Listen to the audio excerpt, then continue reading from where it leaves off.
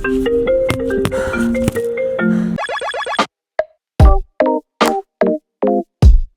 up guys, welcome back to my channel. Today I'm doing something a little bit different. I went and I tried something new, so I filmed it. I went with my manager to Pause, which is a place that has infrared saunas and little float sensory deprivation tanks. It was a really cool experience and I'm really excited to share it with you. So let's get started. Hi everybody, I'm very scattered this morning. I have yet to put on any concealer and I'm on my way to a really long day, and part of the day we are going to the Pause Float Studio. This is not sponsored in any way, and I thought I'd take you guys along because I'm super interested in this. Maybe you are. If not, you don't have to watch it. I need to drive now and I need to put on concealer. They said not to eat a lot of food before you go in, but we kind of just ate a lot, so probably gonna get a little crampy, but hi everybody. How's it going? Look how pretty it is. So Pause is located in Venice and it's pretty much just like the biggest stress relieving place ever. They have an infrared sauna, they have their float labs, they have a cute little tea room, a shoe room. Because everyone needs a shoe room. You know? I don't know why the shoe room stood out to me so much, but it's decorated beautifully.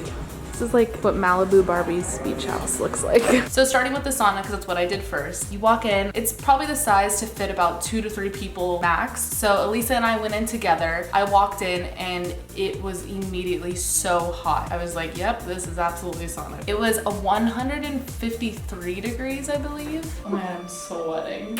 What's the temperature? 154 degrees. And it maxes out at, I believe, 158 degrees Fahrenheit. I noticed when we were sitting in there that, yeah, it was hot, but I wasn't sweating like I did in a normal sauna. In a normal sauna, I feel like I sweat instantly. The thing with this is the infrared light does heat you from the inside out, so it's kind of on like a cellular level rather than just like your skin making you sweat, which is great too, but it has its different purposes. And then they also had a light on the ceiling that projected, I think it was like over a dozen different colored lights that had different meanings. It was light therapy. I know the red was like circulation, the indigo was for your eyes, there was one for like muscle relaxation, your joints, your lymph nodes, like getting all the bacteria out of you. There were so many different things and I didn't want to tailor myself to one, so there was a little setting on the remote where you can set it to like go through all the lights, or you can set it to stay on one light depending on what like medical attention you want.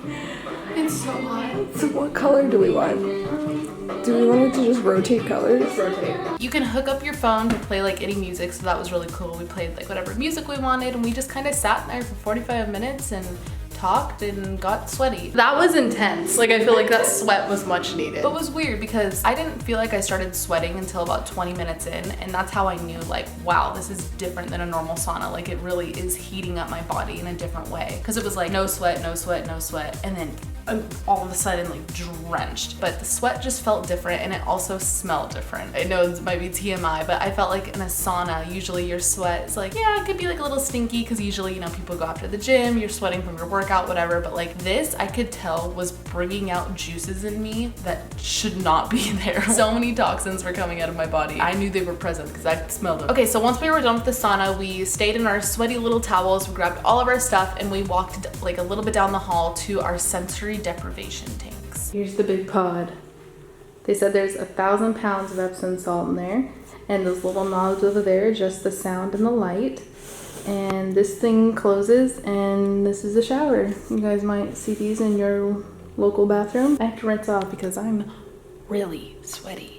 So we walked in there and they kind of gave us a little background of like what we'll be doing and what it is. The only things I've heard about this were like, you hallucinate, like ultimate relaxation, blah, blah, blah. So I was kind of scared because hallucinating is scary for me. I don't like being out of my head. It looks like a giant clam or an oyster. And I'm the pearl. The bottom of the tank was heated and the water's probably like that filled. They said that the water was consistently heated at a temperature around 94 degrees Fahrenheit to help match the exterior temperature of your skin, so that when you're laying there you just feel like a seamless transition from like your body temperature into the water, so that you just like don't feel anything. Once the lid was closed, like I could sit and there was probably still like a foot above me, so it was a pretty big pod. Okay, I'm about to do this. Wish me luck. If I hallucinate, I'll never forget you. They said to get the best experience to turn off the music and the lights. I didn't do that though. I felt like I wasn't ready. I was already kind of like freaking out. I don't know why. So I kept those two things on. Or actually at one point I did turn off the light for a little bit and I got kind of scared, so I turned it back on. She warned us that the first 20 minutes are usually your adjustment period, and then after that you can fall into the theta state of mind, which is the mind in between the subconscious and the conscious. I think I did fall into it for a little bit because I couldn't tell if it was a dream or reality, and I mean that's literally like the definition of the theta state. I think I was only there for a little bit because then I heard a noise that woke me up or got me out of that stage, so I kind of like freaked out. Not like freaked out, that sounds so like over dramatic. And then I couldn't fall back into it because I was also worried about things I needed to do after, because we had like other meetings throughout the day, so I couldn't fully like get out of my mind. I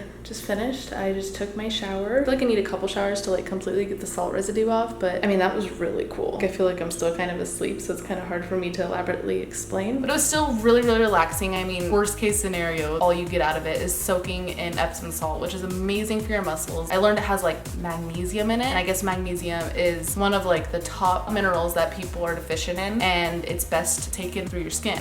So I was like, okay, well, worst case scenario, I got a nice little muscle bath. And then I got into the shower, completely rinsed off, washed my hair, washed my body, and then walked out, and they had tea ready for me. But whatever is happening right now, I think it's filtering out, but that was the scariest noise I've ever heard, and that was probably the last noise I would ever want to hear after being so relaxed. That scared the crap out of me. So yeah, that was my experience at Pause. I will definitely be there again. Let me know if you guys like this format. There's a lot of things I want to try in 2018, and I'm debating to film them or not. So if you like this, let me know. Please give me back any feedback you have. I'm totally open to it, but I had a lot of fun doing this, and I hope you enjoyed it. Make sure you give this video a thumbs up and subscribe, and I promise I will see you next Thursday. I'm sorry this video is late. Bye!